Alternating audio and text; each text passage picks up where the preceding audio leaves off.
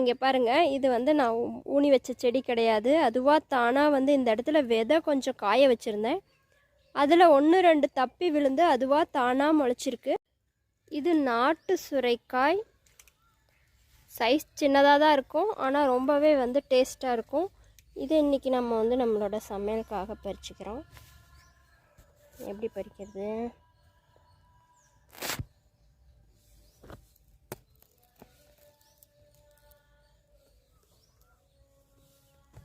எனக்கு வீடியோ எடுக்கிறதுக்கெலாம் ஆள் கிடையாதுங்க. நானே வீடியோ எடுத்துகிட்டு நானே வேலையை பார்த்துட்டே வீடியோ எடுத்துப்பேன்.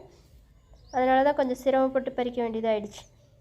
இப்போ வந்து இந்த காய் வந்து நம்ம எப்படி ஈஸியாக வந்து அரியலாங்கிறத பார்க்கலாம். நம்ம எப்போவுமே சுரக்காய் வந்து பிஞ்சு சுரக்காயாக இருந்துச்சுன்னா தோலோடையவே வந்து அரிஞ்சிடலாம். கொஞ்சமாக முத்தி இருந்துச்சுன்னா அது தோல் சீவிட்டு நம்ம வந்து அரியணும். இப்போ இது பிஞ்சு சுரக்காய் தான். ஃபஸ்ட்டு வந்து இது சுற்றி எல்லாமே வந்து இந்த மாதிரி கீறி விட்டுறணும். இந்த மாதிரி நல்லா சுற்றிலும் வந்து நம்ம நல்லா அரிஞ்சு வச்சுட்டு அதுக்கப்புறம் வந்து கத்தியிலே நல்லா கீறினா வந்துடும். அது நான் வீடியோ ஆன் பண்ணாமல் விட்டாச்சு, அதனால் வந்து காட்ட முடியல. இப்போ வந்து இதை வந்து குறுக்கு வட்டத்தில் வந்து நம்ம இந்த மாதிரி கட் பண்ணி விடணும். இந்த மாதிரி கட் பண்ணும்போது ஈஸியாக வந்து காய் கட் பண்ணிடலாம். நிறைய பேருக்கு வந்து காய் கட் பண்ணுறதும் ஒரு கஷ்டமாக இருக்கும்.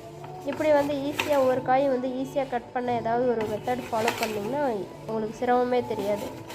பாருங்கள், எவ்வளோ சிம்பிளாக என்ஜாய் பண்ணி கட் பண்ணலாம். காய் கட் பண்ணுறது ரொம்பவே வந்து சின்ன இதாக பீஸாக வந்துருச்சு பாருங்கள்.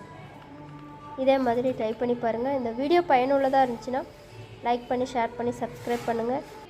தேங்க்யூ.